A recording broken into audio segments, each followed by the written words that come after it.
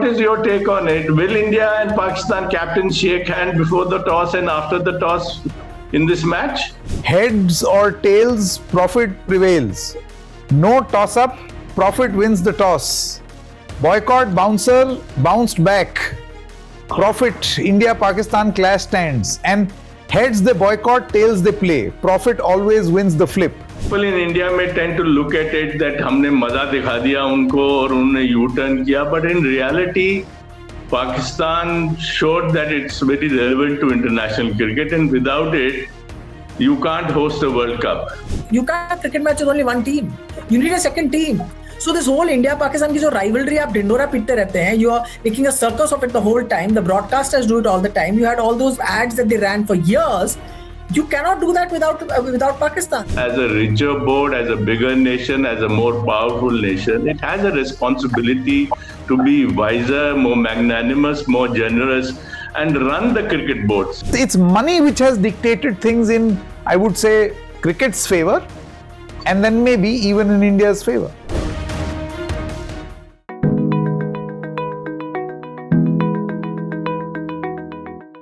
Hello and welcome. You're watching me, Sanket Upadhyay, on TheFederal. This is AI with Sanket.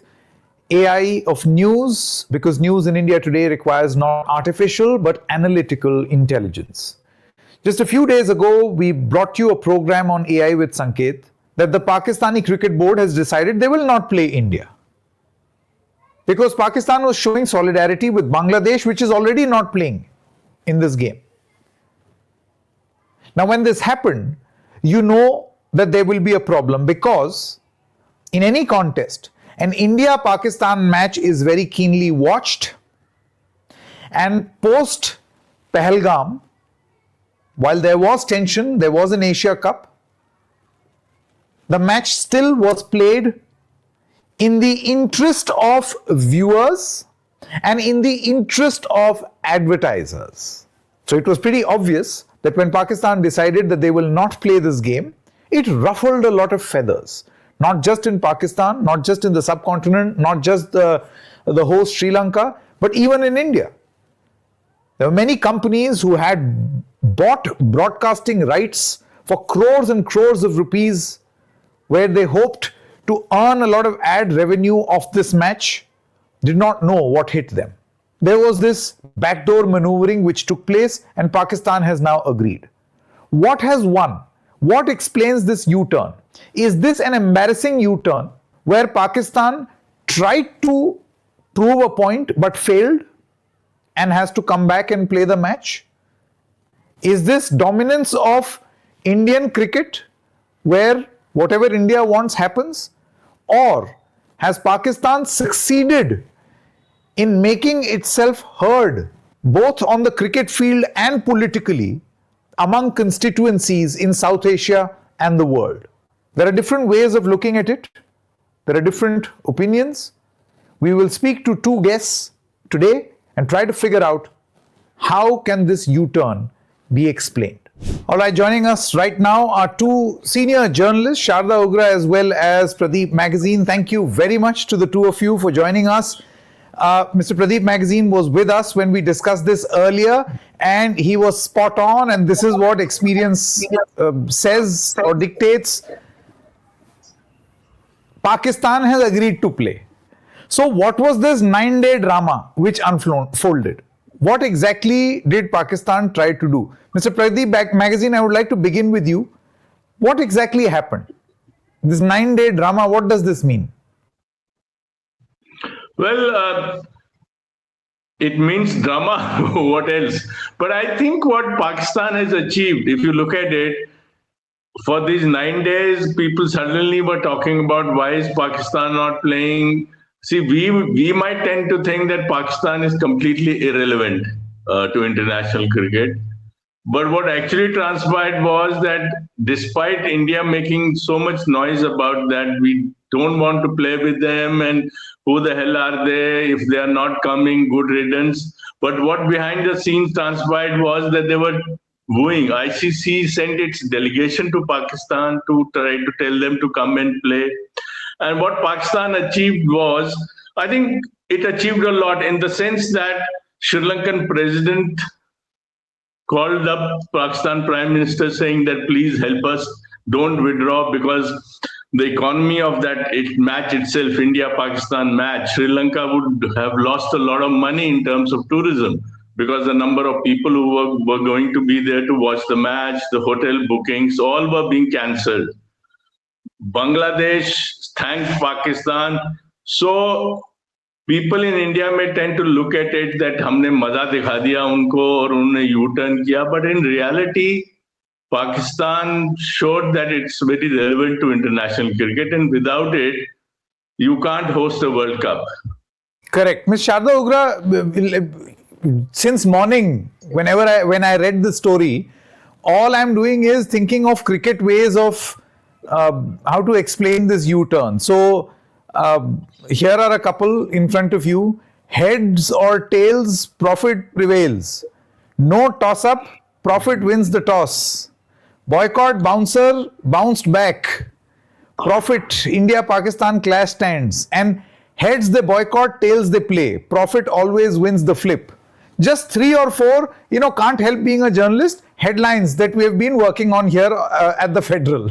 So, jokes apart, Ms. Sharda Ugra, governments deciding what cricket board should do, governments dictating, and even in the statement that was released in the paper today, it seemed that the government then told the Pakistan Cricket Board that you can now go ahead and play.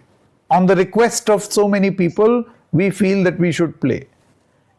How do you look at this? It's absolutely logical and a predictable sequence of events, because this started as a political event. When Mustafizur was taken away from, was said that you cannot play at the IPL anymore, it's not safe for you.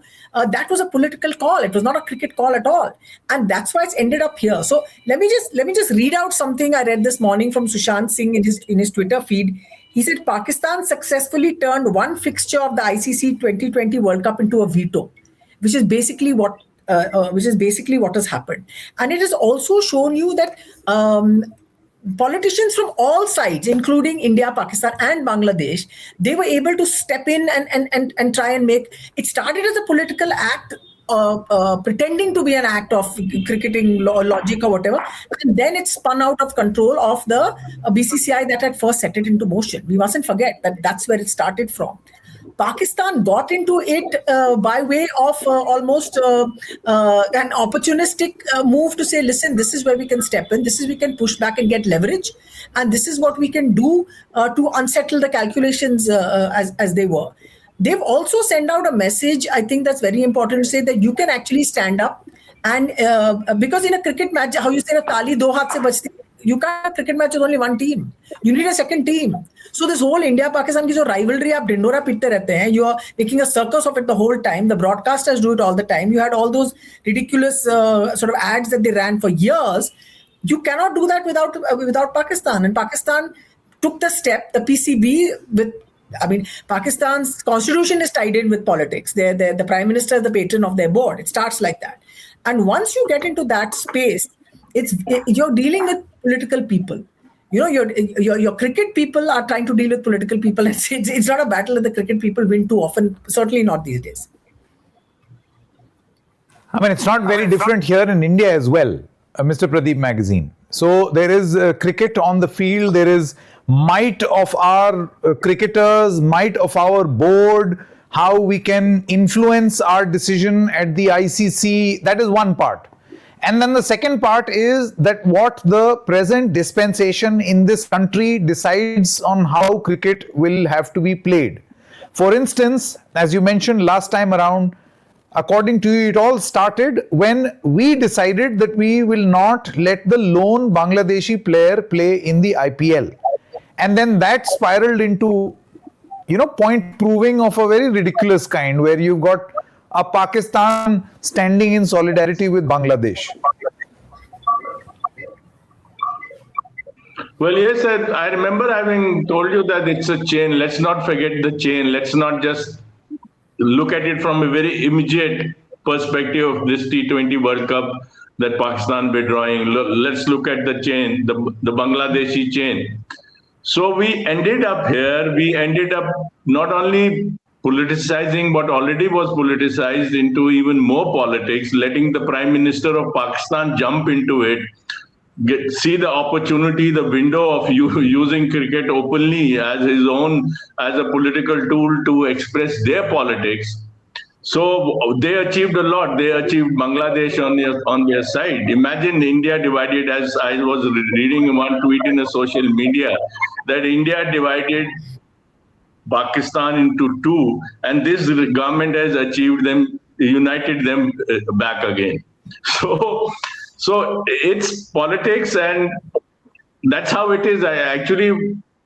India should be, as I said last time also, that as a richer board, as a bigger nation, as a more powerful nation, it has a responsibility to be wiser, more magnanimous, more generous, and run the cricket board. Since it's the Indian who's running cricket board, it has to run the cricket board in a more inclusive manner than it's been doing. But Ms. Sharda Ugra, if you look at the ultimate solution, or while Mr. Pradeep Magazine says that wo almost like Bazigar, no, haar ke bhi jeet gaye Pakistan, where they said we won't play, now they're playing, so they may have technically lost, but they have proven their point, right? That's the argument Mr. Pradeep Magazine is making. However, the flip side is that eventually it is money, influence, largely related to India's rich cricket board and India's huge population which will consume this match, that may have forced to put pressure on Pakistan. You look at what Sri Lanka did. Their prayer also to Pakistan was, we will lose revenue. So it's money which has dictated things in, I would say, cricket's favor, and then maybe even in India's favor. I'm saying, Sanket, that Pradeep was just talking about the chain of events. I'm saying let's step back and make that chain a little longer. Not just what happened in starting with Mustafizur. Let's go back to the Asia Cup.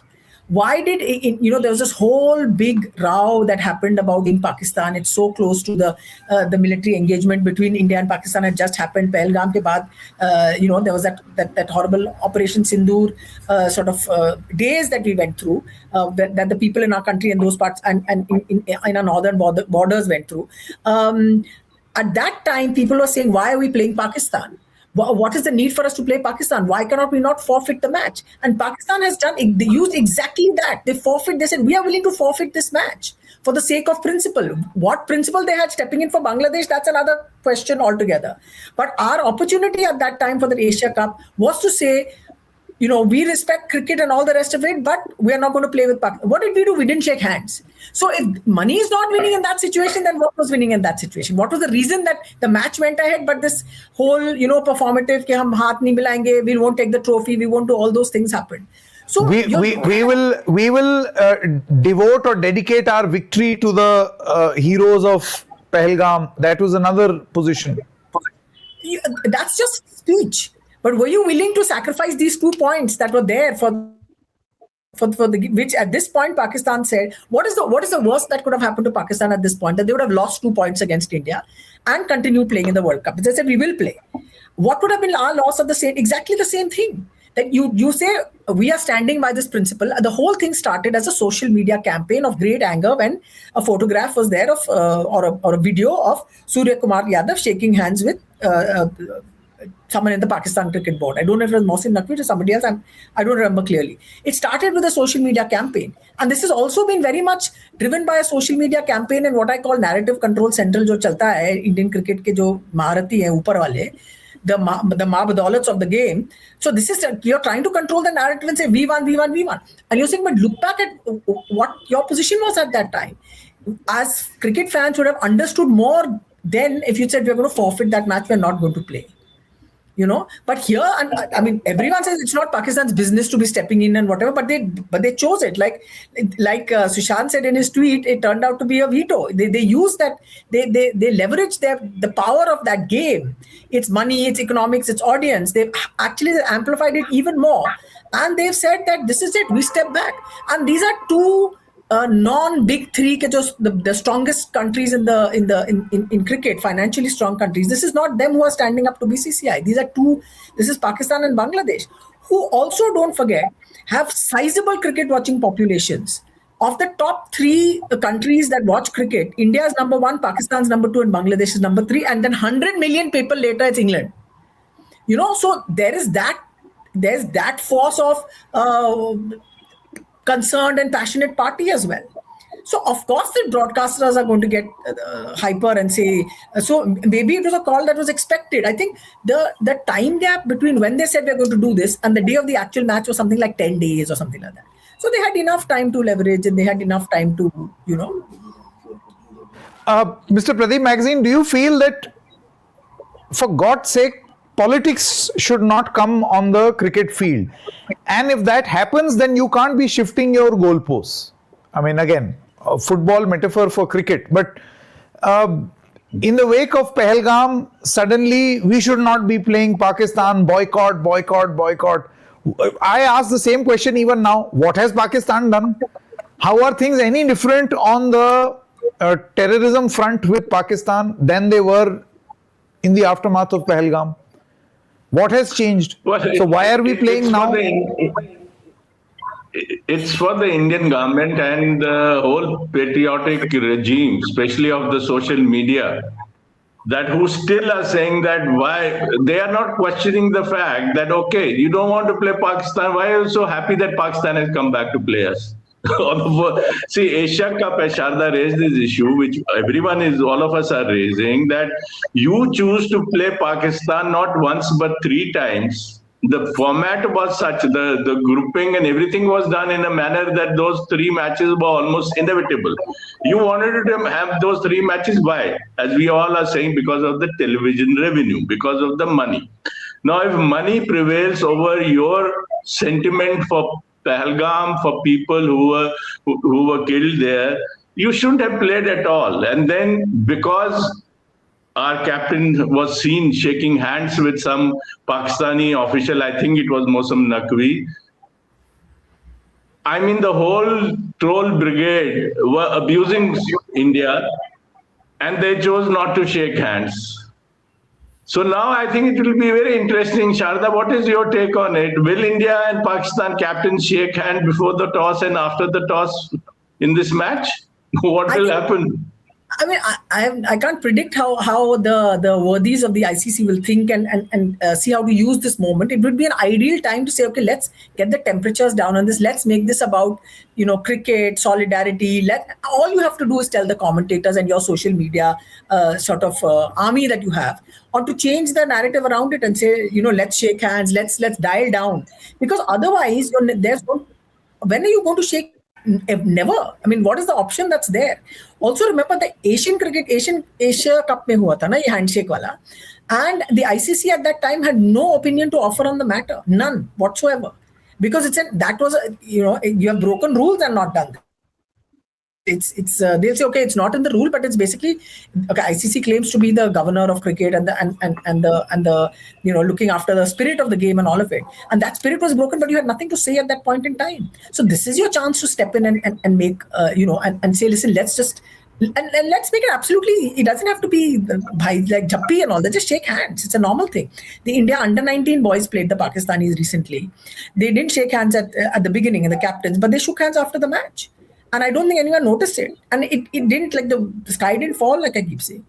So this kind of thing that they've ratcheted up to this point, that more people will watch and more... Virtue signaling. Do you feel that this virtue signaling is what we have reduced an India-Pakistan match to? See, bottom line is, your revenue rights, your broadcast rights, your advertisers, your viewers are paramount. This too is being treated as national interest. Right? The national interest in which this money will come in is also being treated as national interest. And then, of course, there is patriotism on the side, which you try to address with no handshake, I will look the other way, I will become the quintessential Naraz Pupa, as they say in North India. Sharda Ugra, do you feel, and Mr.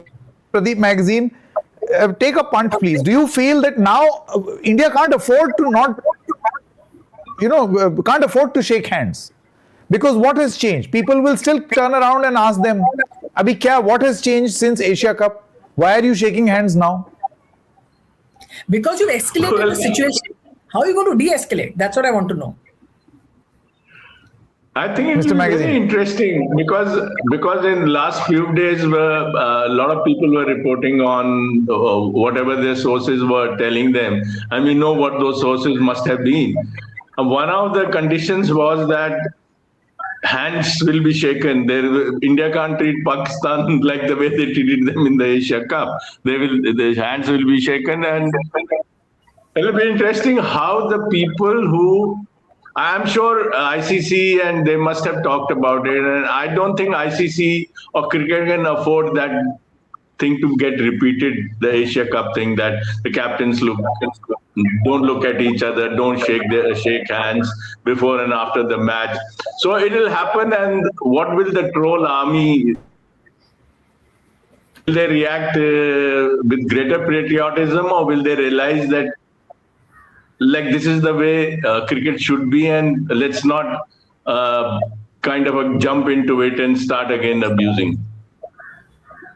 Sir, the way I look at it, Sharda Ugra and Pradeep Magazine, is that there is folklore around both sports and politics. And in politics, it's not folklore. I mean, this is the reality. Politics is a dirty game. Politics is where you deceive for a living. But with sports, the metaphors associated are of sportsman's spirit, right? Have you ever heard anyone say the political spirit? The political spirit is only to, extract your pound of flesh. So when politics entered the sports field and the sportsman spirit, then you started having all this drama. We won't shake hands and we won't do this. And then you had politics entering the sporting spirit in Pakistan also, in Bangladesh also. Everywhere there is, this was essentially politics at play, don't you think, Sharda Ugra? 100%. Less cricket, more politics. 100%. But it started from a political act. Yeah, and the thing is, India, Pakistan, and Bangladesh, we have always been countries like that where politics has won. I mean, formally in Pakistan and Bangladesh, there is government involvement in the cricket board. In India, it's supposedly not there, but now we can laugh about it because what happens in theory and practice, we know. There's always been political involvement, but there's also been pre this whole takeover of Indian cricket by the ruling establishment, by BJP, all their officials and so on. There's always been a little pushback, and there's been a pushback against in favor of cricket, in favor of the sport, to keep the sport moving. I was speaking to someone today and I heard a very interesting story that in 2011, the World Cup was meant to be held with India, Pakistan, Bangladesh and Sri Lanka together to South Asia's World Cup. But because of, I think it was the terrorist attack on the Sri Lankan team, that the hosting rights were taken away from the Pakistanis. And they felt terrible about it because a World Cup is a World Cup. They would have staged it and so on. When the matches were shifted, they were paid the hosting fees that hosting countries got, because that was the arrangement that was arrived at. That listen, it's not in your, it's not your fault that this has happened, but we have to take the games away. It's not safe enough, we think, but you get hosting rights as well. So there is that certain give and take and that certain camaraderie which countries have operated. Where cricket was held, cricket relations, the importance of the sport in that country was held as paramount. Now what's happening, messaging through cricket is done not to cricket fans, it's done to political constituencies, it's done to voters. That's what has happened. And now we're stuck because how do you get out of a situation like this? And I think people did not appreciate the fact that the ICC at the time had real quality people involved, and the BCCI had real quality people that were there. And now I call the people at the ICC, they're like men of straw running the game. ICC, Cricket Australia, BCCI, England and Wales Cricket Board, men of straw. They don't think about the game, they're just thinking of bottom lines. And that's what has brought us to this point. Mr. Pradeep Magazine, do you feel that this game, when it will be played, will be seen, observed, watched like a normal game? Or will there be this hint of tension in the air as the boys play on the field? Well, India-Pakistan is never watched like a normal game, and in the backdrop of what has happened to the build-up up to this match, it obviously will not be just seen as a cricket match.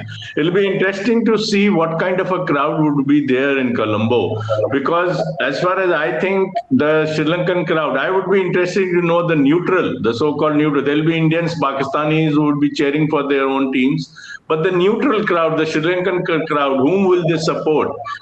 That would kind of give us an indication that in our neighborhood, are people buying the Indian line or the Pakistani line? That'll be very interesting, though.